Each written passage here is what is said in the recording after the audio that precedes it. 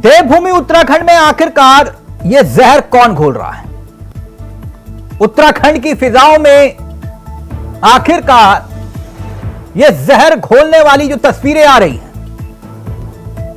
वो तस्दीक करती हैं कि उत्तराखंड क्या वाकई किसी साजिश का शिकार हो रहा है या उत्तराखंड को किसी की नजर लग गई है। लव जिहाद की आग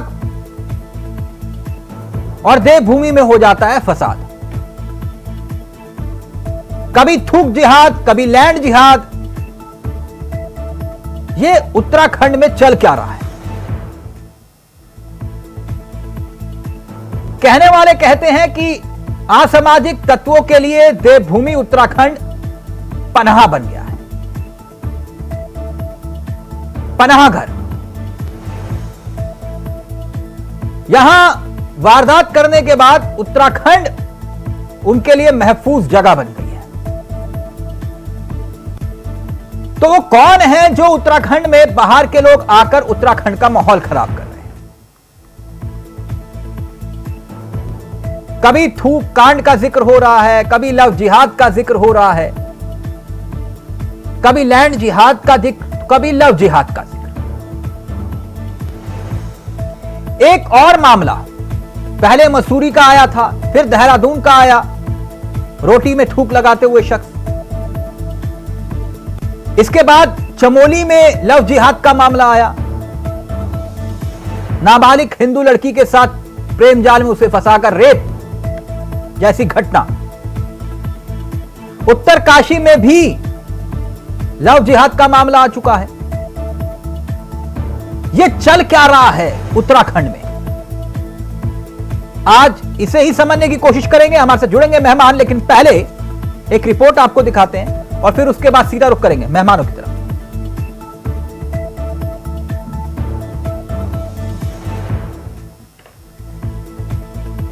शांतवादियों में इन दिनों कभी लव जिहाद तो कभी थूक जिहाद जैसे मामले सामने आ रहे हैं। मैदानी इलाके तो छोड़िए, पहाड़ी शहरों में भी विशेष समुदाय के मामले सामने आए, जिसमें पुलिस ने अपराधियों की धर पकड़ की है।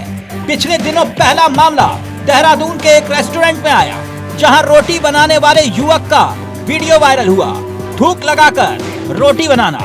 इसके बाद मसूरी में चाय बनाते हुए चाय में थूकने का मामला सामने आया। इस मामले में भी एक वीडियो वायरल हुआ और सवाल खड़े होने लगे। इतना ही नहीं, अब चमोली में लव जिहाद जैसा मामला सामने आया है, जिसमें विशेष समुदाय के व्यक्ति ने नाबालिग लड़की के साथ न सिर्फ दुष्कर्म किया, बल्कि उसका अश्लील वीडियो बनाकर वायरल भी कर दिया। इतना ही नहीं, उत्तराखंड में तमाम एक के बाद एक ऐसी घटनाएं सामने आ रही हैं, जिस वजह से सवाल खड़ा हो रहा है, देवभूमि की फिजाओं में जहर कौन घोल रहा है? लगातार बढ़ रहे क्राइम को लेकर अब बीजेपी नेता भी चिंतित हैं। पार्टी के प्रदेश अध्यक्ष महेंद्र भट्ट का कहना है कि देवभूमि में लंबे समय से मुस्लिम समुदाय के लोग रहते आए हैं और उत्तराखंड के मुसलमान यहाँ के देवतुल्य संस्कृति और यहाँ के रहन सहन को बाखूबी समझते हैं और कई बार यहाँ के पूजा अर्चना में हिस्सा भी लेते हैं। मगर उत्तराखंड में जो घटनाएं हुई हैं, उससे पता चलता है कि ये असामाजिक तत्व बाहर से आए हैं, जो देवभूमि की फिजाओं को बिगाड़ने का काम कर रहे हैं। वो यहाँ के देवतुल्य स्थलों को भी समझता है, यहाँ के रहन सहन को भी समझता है और अनेकों स्थानों पर यहाँ के धार्मिक स्थलों पर उनका जाना होता है। हमारी पद्धति में वो पूजा पद्धति भी कई बार अपनाते हुए मैंने उनको देखा है। ये जो भी षड्यंत्र हो रहा है, ये उत्तराखंड से बाहर के ऐसे असामाजिक तत्वों द्वारा हो रहा है, जो इस देवभूमि के स्वरूप को के अंदर इस प्रकार का वातावरण खड़ा करने का प्रयास कर रहे हैं। उसमें थराली की घटना हो, उसमें मसूरी की घटना हो, और जिस प्रकार का ये सब घटना को जब उसका जांच होते है, जब जो व्यक्ति पकड़ा जाता है, तो सीधी सीधी बात, वो व्यक्ति उत्तराखंड देवभूमि का नहीं होता है। इसलिए मैं इस बात को बहुत दावे से कह रहा हूँ, यहाँ के मुसलमानों को अब चाहिए ऐसे तत्वों के खिलाफ वो भी सख्त कार्रवाई करे। मुझे अच्छा लगा जब मसूरी के अंदर जो मुस्लिम समुदाय के स्थानीय लोग थे, उन्होंने भी कड़ी कार्रवाई की बात की। उत्तराखंड के कैबिनेट मंत्री गणेश जोशी तो ये तक कह रहे हैं कि ऐसी घटनाएं चिंताजनक तो हैं, मगर दुष्कर्म जैसे मामलों में हमें दूसरे देशों से नसीहत लेनी चाहिए, सामूहिक फांसी की सजा दे देनी चाहिए, तभी बच्चियों की रक्षा हो पाएगी। जबकि कांग्रेस उल्टे सरकार से ही सवाल कर रही है।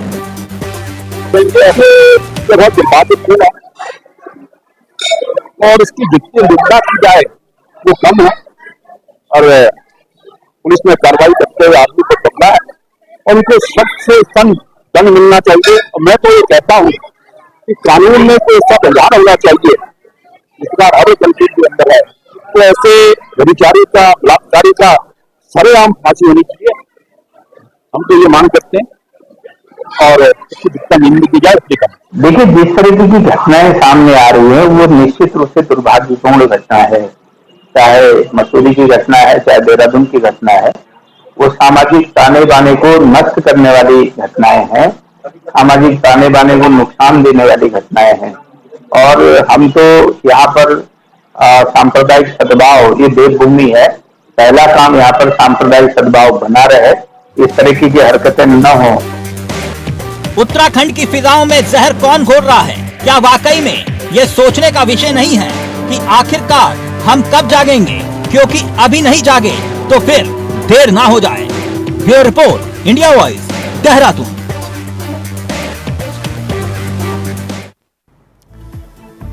हम सीधा रुक कर रहे हैं अपने मेहमानों की तरफ। आपको बता दें, आज इस चर्चा में जो मेहमान कार्यक्रम का हिस्सा बन रहे हैं, नीरज कोहली जी हैं, वरिष्ठ पत्रकार हैं, जिन्होंने उत्तराखंड को बहुत करीब से देखा, समझा और कवर करते हुए आए हैं। आशीष नोटियाल जी हमारे साथ हैं, कांग्रेस के युवा चेहरे हैं। सुनीता विद्यार्थी जी, बीजेपी का अनुभवी चेहरा, हमारे साथ इस कार्यक्रम का। इससे आप सभी का बहुत बहुत स्वागत। सबसे पहले हम एक स्थिति बिल्कुल साफ कर दें। हम किसी जाति, धर्म के विषय में कोई भी बहस नहीं करना चाहते, ना हमारा किसी एक धर्म को लेकर यह कार्यक्रम है। मूलतः हमारा सिर्फ एक ही फोकस है, और वो है उत्तराखंड में बाहरी लोगों की एंट्री। वो चाहे किसी भी धर्म, किसी भी जाति, किसी भी मजहब का हो। इस बात से तो दरकिनार कोई नहीं करेगा कि उत्तराखंड की भौगोलिक परिस्थिति के लिहाज से जो डेमोग्राफिक चेंज हुआ है, देहरादून, हरिद्वार, उधम सिंह नगर, वो तबाही की तरफ इशारा करता है। अगर अभी भी हम खामोश रहे तो इसके कसूरवार सुनीता विद्यार्थी जी, आप, आशीष नोटियाल जी, आप, नीरज कोहली जी, आप, और इंक्लूडिंग मैं। क्योंकि उत्तराखंड का दंश अब उत्तराखंड वासी झेल रहे हैं, इस कलंक का। तो शुरुआत सबसे पहले सुनीता विद्यार्थी जी आपके साथ। यह चल क्या रहा है उत्तराखंड में? यह कौन घोल रहा है जहर, और आप लोग सब मौन हैं? क्या चल रहा है सुनीता जी? देखिए तिलक जी, अभी जिस प्रकार से ये पूरा मामला सामने आया है, और लगातार जो है हम लोग, हमारी सरकार भी बात कर रही है कि किस प्रकार से जो है डेमोग्राफिक चेंज हो रहा है, लव जिहाद के मामले बढ़ रहे हैं, लैंड जिहाद के मामले डे बाय डे हो रहे हैं। ये सारे तमाम मुद्दे जो सामने आए हैं, और हम लगातार इसमें जनता को भी अवेयर कर रहे हैं, साथ में हम लोग जो है कानून भी जनता को बनाकर दे रहे हैं। लेकिन जिस प्रकार का विपक्ष का विरोध है इन चीजों को लेकर कि ये जो जिहाद है ये होता ही नहीं, और यहाँ से कभी भी हमें मुख्य विपक्ष से इस तरीके का भाव सामने नहीं आया, ये प्रतिक्रिया सामने नहीं आई चावला जी कि ये चीजें गलत है, और देवभूमि उत्तराखंड के लिए बहुत बड़ा। नहीं, तो आप विपक्ष के कहने पर कार्रवाई करते हैं क्या? नहीं चावला जी, देखिए ऐसा है, हम कार्रवाई कर रहे हैं। ये उत्तराखंड में आकर के कौन बस गए हैं? ये कौन लोग हैं जो पकड़े जा रहे हैं? वो सारे बाहरी व्यक्ति हैं। थराली का मामला देख लीजिए, चमोली का मामला देख लीजिए, मसूरी और देहरादून का मामला देख लीजिए। कौन सा ऐसा मामला जिसमें उत्तराखंड के? ये तो सारे बाहरी है। और इनको शेयर कौन दे रहा है? कौन संरक्षण दे रहा है? सत्यापन क्यों नहीं हो रहा है?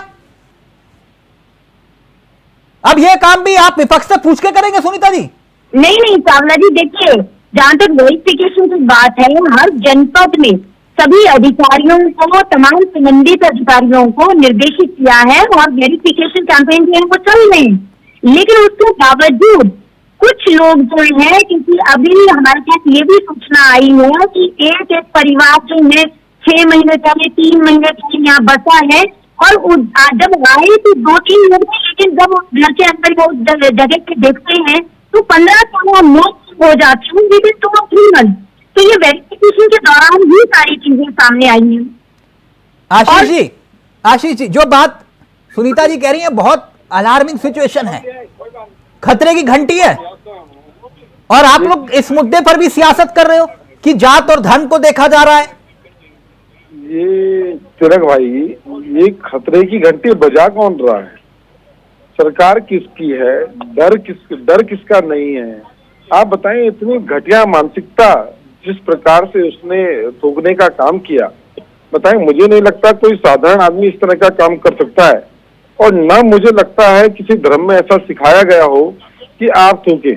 इसकी जांच का विषय है और निश्चित सरकार भारतीय जनता पार्टी की है, इनको जांच करनी चाहिए कि आखिर ये धर्म सिखा रहा है या ये व्यक्ति खुद कर रहा है। तो इस पे पूरा कहना क्या चाह रहे हो आप? देखिए, ये जो ये थूकने का जो मैटर आप लोग बता रहे हैं, ये नहीं कौन कर रहा है? आशीष जी, ना, ये मसला सिर्फ थूकने का नहीं है, ये लफ्ज जिहाद का मसला नहीं है। मैं फिर वही बात पे लेकर आऊंगा। और जो आप लोग आंखें बंद करके बैठे हुए अभी भी ये सोच रहे हो कि पड़ोसी के घर में आग लगी है, पता नहीं चलेगा कब के घर कब फूट जाएगा आपका, आप ये सोच के चल रहे हैं? देखिए, ये देवभूमि में आखिरकार ये आ कहां से रहे हैं लोग? तिलक भाई, अभी आप बताएं, भू कानून के लिए, मूल निवास के लिए रोज आवाज उठ रही है, सब एक साथ एक मंच पर खड़े हैं, पर सरकार भू कानून मूल निवास की बात नहीं करती, वो यूसीसी की बात करती है, अन्य बातें करती है, पर जनता जो मांग रही है उसे देने में आशीष जी, इस मामले में तो कम से कम सरकार के साथ खड़े हो कि जो बाहरियों को बाहर निकालो। आप कानून बनाए, हम आपके साथ हैं। अब देखिए, कानून बनाए साहब, अभी जो स्थिति है मैं उसकी बात कर रहा हूं। अब कानून का इंतजार करोगे आप? घर में आग लगी हुई है, फायर ब्रिगेड की गाड़ी लाने का इंतजार करोगे कि घर में पानी से बुझाओगे? पहले आप क्या चाह रहे हैं, हम बना दें कोई कानून? सर, मैं कानून की कम से कम सरकार के साथ खड़े होकर ये बात तो बोलो, जो बाहरी है उनको बाहर निकालो। सरकार के साथ खड़े होकर बोल तो रहे हैं, इतने आंदोलन हो रहे हैं, सब। सुनीता जी, जल्दी से फिर नीरज जी के पास आना। नहीं आशीष जी, ये मसला सियासत का है नहीं जो आप लोग सियासत करो। इसका मतलब धर्म की सियासत आप कर रहे हैं आशीष जी? नहीं कर रहे हैं, धर्म की सियासत आप कर रहे हैं, इसका मतलब? तो सियासत कौन कर रहा है इस चीज पे? हम तो मूल निवास गलत बोल रहे हैं क्या? सुनीता जी, जवाब दीजिए जल्दी से। मतलब हर समस्या का समाधान मूल निवास है ना? आप ये कह रहे हो? पड़ेगा, नहीं चाहिए क्या? कैसे होगा खत्म? बताइए। सुनीता जी, देखिए चावला जी, मैं आपको सबसे पहले तो आपको चैनल और आपको बहुत साधुवाद देती हूँ, क्योंकि जिस मुखरता के साथ आप टॉपिक उठाते हैं, इसका मतलब ये नहीं है कि हम पहले यहाँ पे चर्चा परिचर्चा करें और हमारी ड्यूटी खत्म। ये सामूहिक जिम्मेदारी है, और सामूहिक जिम्मेदारी में हम समाज में रहते हैं, किसी भी दल के हैं, पार्टी के हैं, जाति के हैं, वर्ण के हैं, धर्म के और पंथ के हैं। इनको पंथ बोलने में खूब शर्म आती है। क्यों ये लोग जो ये कम्युनिटी का नाम नहीं लेते हैं? मैक्सिम इन जो चीजें हम लगातार चेता रहे हैं, जैसे कांग्रेस पार्टी जो वोट बैंक में काम करती है, जो तुष्टीकरण की राजनीति करती है, न तो कम की शर्म आनी चाहिए। देखिए, नवदुर्गा का नवमी का दिवस है, अष्टमी नवमी का दिवस है, और ऐसी टाइम पे हमारे प्रदेश के अंदर जो इस तरह की जो वारदातें हो रही है, बहुत शर्मनाक है। जिस प्रदेश के अंदर, जिस देश के अंदर नारी होता है, नारियों को पूजा जाता है, वहाँ पे अगर धर्म विशेष में लोग बहुत काम करते हैं तो इनको ये कहते हैं कि जो आप तो इनके पीछे पड़े हैं, थूकने वाले इसके साथ खड़े हो जाते हैं। और थूकने वालों के साथ कहाँ खड़े हो? ना, वो तो कह रहे हैं ऐसा नहीं होना चाहिए, बोला आशीष जी। अरे आपकी सरकार है, आप कर क्या रहे हैं? तो यहाँ पर जो लोग पेशाब से चिल्ला रहे हैं, गंदी चीजों को मिलाकर लोगों का धर्म भ्रष्ट कर रहे हैं, थूक जिहाद। अरे तो कौन कर रहा, कौन करवा रहा? सुनीता जी, किसको बोल रहे हैं? सबसे पहले आप बोल किसको रहे हैं?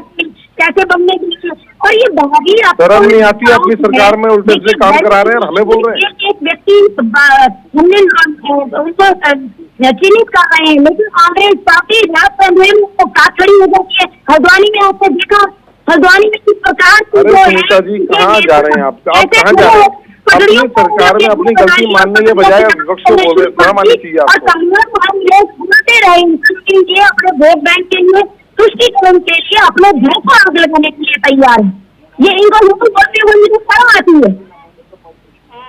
नहीं, विषय गंभीर है। ये हल्द्वानी में जब प्रकरण सामने आया, फिर आपके नेता सामने आकर खड़े हो गए आशीष जी, वो बात तो सुनीता जी सही कह रही हैं। खैर नीरज जी, वो मैटर अलग था। अच्छा, वो मैटर अलग था। वो जब किसी के घर तोड़ेंगे तो बोलेंगे नहीं कि आप घर तोड़ेंगे किसी के, तो मैं फिर वही बात कह रहा हूं सर, आप जब आप घर तोड़ देंगे, आप बाहरी व्यक्तियों को बसाने की कौन नहीं बसाने का काम कौन कर रहा है? एक मिनट नीरज जी, ना तो फिर किसने बसा दिया? यहाँ कैसे इतनी आबादी बढ़ गई उत्तराखंड की? एक मिनट, 10 साल से सरकार चला रहे हैं, इतना दर्द हो रहा है आपको। एक मिनट नीरज जी रहेंगे, नीरज जी रहेंगे, नहीं एक मिनट, बहुत गंभीर विषय, एक मिनट रुकिए नीरज जी। हम 2002 के उत्तराखंड और 2024 के उत्तराखंड, जमीन आसमान का फर्क, जमीन आसमान का। आप कुमाऊं रेंज में चले जाइए या फिर गढ़वाल रेंज में चले जाइए, जैसे ही रुड़की से हरिद्वार, हरिद्वार से रुड़की आगे बढ़ते हैं तो फिर तस्वीर पता चल जाती है। आप देहरादून में एंट्री करते हैं तो तस्वीर पता चल जाती है कि चल क्या रहा है। नहीं नीरज जी, ये सियासत का विषय है, क्या चल रहा है उत्तराखंड में? नीरज जी, तिलक जी, आपने 2002 से 2024 की बात की, मैं थोड़ा और पीछे चलता हूं जी। 1990 से 2000 के बीच में हमने वो दौर देखा। उस दौर में भी अविभाजित उत्तर प्रदेश के समय पे इस क्षेत्र में सब जाति धर्मों के लोग रहते थे, बिल्कुल, और बड़ा सौहार्द रहता था। इस तरह की घटनाएं कभी 6 महीने साल में एक आधी कोई घटना होती थी, वो भी सरकार लखनऊ में बैठती थी और लखनऊ में बैठकर सरकार जो है नियंत्रित कर लेती थी चीजें। लेकिन इधर हाल ही के दिनों में इस प्रदेश में जो इस तरह की घटनाएं लगातार एक के बाद एक हो रही है, चाहे वो चमोली की बात हो, टिहरी की बात हो, उधम सिंह नगर की बात हो, हरिद्वार की बात हो, देहरादून की बात हो, ये बहुत दुर्भाग्यपूर्ण है और बहुत चिंता का विषय भी है, क्योंकि इस प्रदेश की छवि देश दुनिया के अंदर जो है एक आध्यात्मिक राज्य के रूप में है। यहाँ लोग पर्यटन के लिए, अध्यात्म के लिए इस तरह के लोग आते हैं, और इसमें एक बड़ा रोल जो मैं मानता हूं कि कहीं ना कहीं मुझे ऐसा लगता है, जब मैं उत्तर प्रदेश का दौर देखता हूं तो हमारा जो खुफिया तंत्र है वो मुझे कमजोर नजर पड़ता है, वो कहीं ना कहीं उसकी कमजोरी में नजर पड़ती है। दूसरी बात यह है कि यहाँ इसकी मूल जड़ में जाएंगे, जो मेरा अपना अनुमान है, रियल एस्टेट का कारोबार, जो रियल एस्टेट का जो जमीनों की बात हो रही है, ये जो डेमोग्राफिक चेंज की बात सरकार मान रही है, खुद कह रही है, और सुनीता जी ने भी अभी कहा है कि इस तरह की घटनाएं बढ़ी हैं, लेकिन उसके बावजूद इनपुट होने के बाद, फीडबैक होने के बाद हम कंट्रोल नहीं कर पा रहे, लगातार नियंत्रण नहीं कर पा रहे। इसमें कोई कागज देखने या सरकार के आदेश की जरूरत ही नहीं है ना, ये तो सबके सामने प्रत्यक्ष है। क्या हरिद्वार की स्थिति आपको नहीं मालूम? देहरादून की स्थिति आपको नहीं मालूम? उधम सिंह नगर की स्थिति आपको नहीं मालूम? नैनीताल की स्थिति आपको नहीं मालूम? सब तो आपको मालूम है, सबको दिखाई दे रहा है सबको। अब उसमें भी आशीष नोटियाल जी सियासी चश्मा लगा के बोले नहीं, ये तो भैया ये धर्म को टारगेट कर रहे हैं। ये कौन से धर्म को टारगेट करने की बात हो रही है? ये तो उत्तराखंड को तबाह करने वाली बात हो रही है ना नीरज जी। मेरा ख्याल इस प्रकरण पे जो है किसी को सियासत नहीं करनी चाहिए। हाँ। आरोपी अपराधी किसी जाति वर्ग, किसी धर्म से हो, वो अपराधी है, और उसका संरक्षण और समर्थन करना समझो अपने राज्य के साथ दगा करना है। इसमें बिल्कुल क्योंकि आप प्रदेश आपका है ना, आज विपक्ष में हो, कल आप सत्ता में हो गए, जो सत्ता में हो विपक्ष में होगा। आप कहते हो कि समाज सेवा करने के लिए आए हैं प्रदेश में, तो प्रदेश का हित पहले हो गया ना, आपके लिए भी पहला हिस्सा है, मेरे लिए भी पहला हिस्सा। कौन सी समाज सेवा हो रही है सर? ये रोज प्रकरण आ रहे हैं ऐसे एक एक करके, और ये सारे बाहरी व्यक्ति हैं। अब बिल्कुल हमें भी बहुत बुरा लगता है, बहुत खराब लगता है, क्योंकि हमने भी इस प्रदेश में जन्म लिया, इसी प्रदेश में एजुकेशन ली, इसी प्रदेश में पत्रकारिता करते करते 3 दशक से ऊपर हो गए। कभी ऐसा वातावरण नहीं देखा, कभी ऐसा माहौल नहीं देखा। मुझे लगता है कि पुलिस प्रशासन के अलावा सरकार की तो जिम्मेदारी बनती है, क्योंकि इसके जल्दी से जल्दी कंट्रोल करे, नियंत्रण करे, जो भी इसके पास इनपुट है। नहीं है इनपुट, नहीं, सामूहिक जिम्मेदारी ज्यादा है। हाँ, सामूहिक जिम्मेदारी है। जो वर्ग विशेष के अच्छे लोग हैं, मार्गदर्शक हैं, बिल्कुल, जो गुरु हैं, जो धार्मिक गुरु हैं, सामाजिक गुरु हैं, उनको भी बीच में आके हस्तक्षेप करना चाहिए। नहीं आशीष जी, बात समझ में आ रही है नीरज जी की। वो ये कह रहे हैं कि आप इस मुद्दे पर सियासत बिल्कुल मत करिए, ये उत्तराखंड के हित की बात है। अगर सरकार के साथ नहीं खड़े हो सकते, कम से कम उसका विरोध मत करिए। देखिए, इस बात को खुद ना बोले, सियासत किसने करी? हमने कब कहा इन्होंने अच्छा किया? जिसने किया उसे कठोर से कठोर सजा मिलनी चाहिए, और आने वाले टाइम पर कोई इस प्रकार हिम्मत ना करे। और हमने कहा कौन जाति धर्म में सिखा रहा है किस तरह काम करना है? और अभी बड़ी अच्छी बात कही नीरज कोहली जी ने कि इसको जो धर्म गुरु हैं उनको आगे आना चाहिए और समझाना चाहिए कि क्यों इस तरह की हरकतें कर रहे हो। ऐसा हरकत करके कोई बहुत बड़े बन जाओगे क्या? देश के अंदर माहौल खराब कर रहे हो, आप नफरत पैदा करने का काम कर रहे हो, इस तरह का काम मत करो। और भारतीय जनता पार्टी की जिम्मेदारी है कि वो इसको रोके। आप क्या चाहते हैं? आप कह रहे हैं सामूहिक जिम्मेदारी भारतीय जनता पार्टी की है, फिर वही बात। पुलिस प्रशासन उनके पास है साहब, हमारे पास नहीं है। मतलब ये ना नीरज जी, अभी आप कह रहे हो इनको नसीहत दे रहे थे आप, वही कह रहे हैं जिम्मेदारी बीजेपी की, हमारी कोई जिम्मेदारी नहीं है। अरे तो पुलिस की जिम्मेदारी नहीं है नीरज जी, सरकार की जिम्मेदारी है। जो सत्ता में होता है जिम्मेदारी उसकी है, क्योंकि कंट्रोल उसके पास है, डंडा उसके पास है। हाँ। लेकिन ऑपोजिशन की भी उतनी जिम्मेदारी है, क्योंकि ऑपोजिशन हमेशा आईना दिखाने का काम करता है सरकार को। लेकिन आप गलत का संरक्षण ना करें और सही के साथ आप खड़े हो। ऑपोजिशन का यही मतलब है, पत्रकारिता का भी यही मतलब है। हमारा उनका एक ही मकसद है दोनों का, ये समझना पड़ेगा इनको भी। आशीष जी, हमने इसका कभी समर्थन नहीं किया। गलत हमेशा गलत होता है और गलत का कोई जाति धर्म नहीं होता है। नहीं तो आपने बोला नहीं कि ना, अभी रुकिए। जब धामी सरकार के आदेश पर बुलडोजर चलने लगे लैंड जिहाद को लेकर, आपने कहा कि धर्म विशेष को टारगेट किया जा रहा है। किसने कहा? देखो, क्यों कहा? जब हल्द्वानी में ये हुआ, नहीं हल्द्वानी में नहीं, पूरे उत्तराखंड में जब ये बुलडोजर गरजे, तब आपने कहा कि धर्मों को टारगेट किया जा रहा है। नहीं, ऐसा नहीं। आपने नहीं कहा, नीरज जी कहा कि नहीं कहा? तब आपको ये याद नहीं आया? तो बस्तियों को अब किसी की बहू बेटी की असमत लूटी गई और बाहर का व्यक्ति है, फिर उसमें भी जात और धर्म देख रहे हो आप? गरीब आदमी को हम उजाड़ने नहीं देंगे। आप इस चीज को तो हम खड़े हैं सर, गरीब आदमी को उजाड़ने नहीं देंगे। आप कोई बस्ती को ऐसी तोड़ देंगे, ऐसे तोड़ नहीं देंगे। आपको उसके लिए जगह की व्यवस्था करनी होगी। और वो नागरिक कहाँ का है, कब से यहाँ का रहने वाला है। सुनीता जी, पहले आप, फिर आपके पास आ रहा हूँ नीरज जी।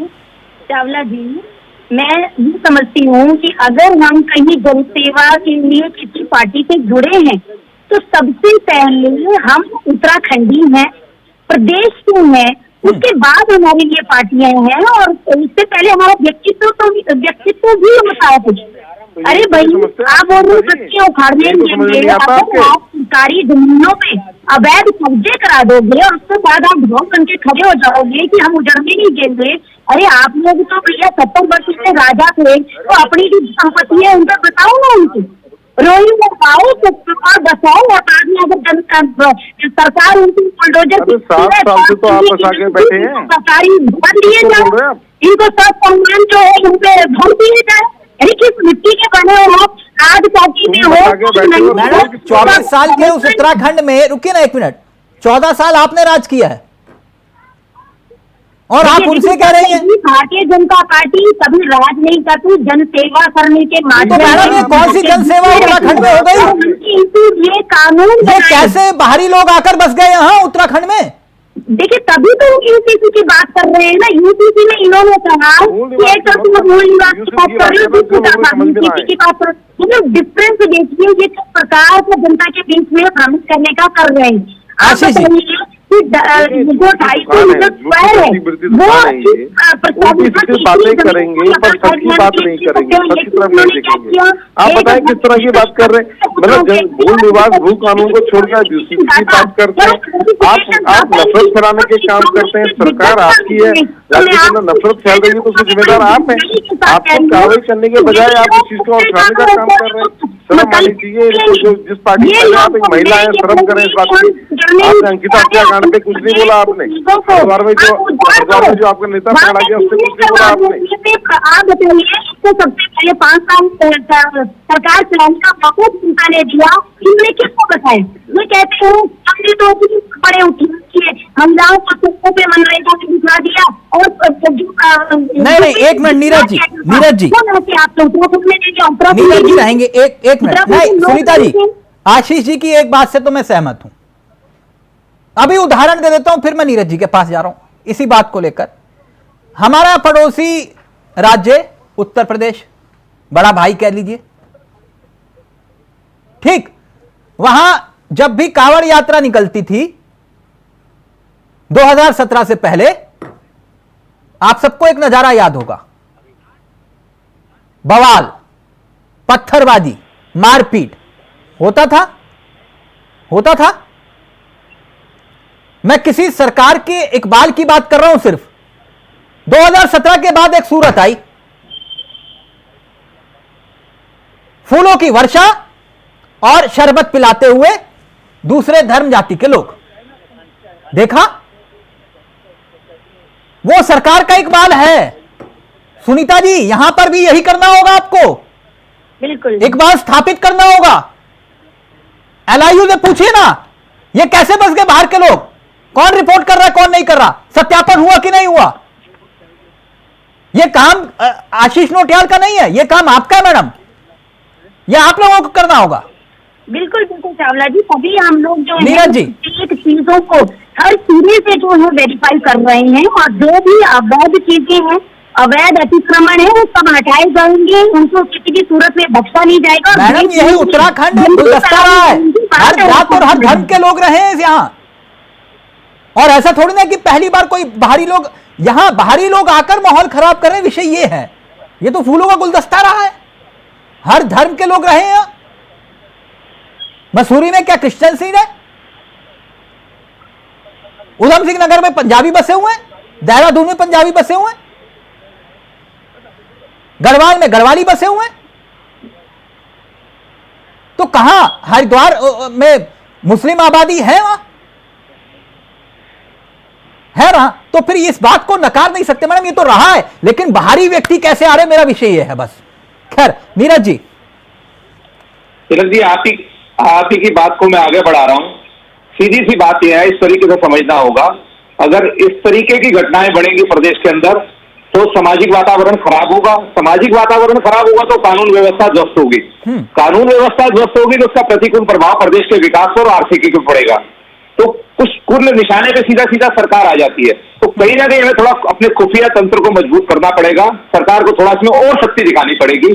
जो वेरिफिकेशन की बात हम कर रहे हैं, या बाहर के लोग जो स्थायी रूप से आ रहे हैं धंधा करने के लिए, कारोबार करने के नाम पर आकर चंद लोग जो है माहौल खराब करने की कोशिश कर रहे हैं, ऐसे लोगों पर हमें बहुत पैनी निगाह रखनी पड़ेगी और कार्रवाई करनी पड़ेगी इन लोगों के खिलाफ।